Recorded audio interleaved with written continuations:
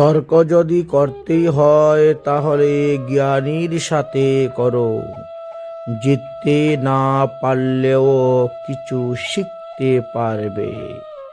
মূর্খের সাথে তর্ক করার অর্থই হলো নিজেকে মূর্খ হিসাবে গড়ে তোলা।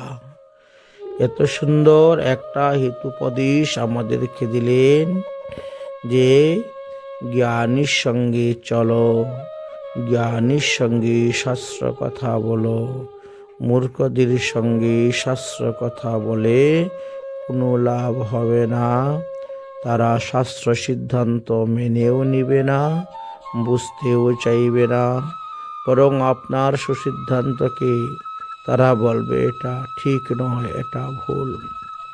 তাদের অপসিদ্ধান্ত, তাদের কুসিদ্ধান্ত নিয়েই তারা চলছে, তারা কুসংস্কারের মধ্যে পড়ে আছে।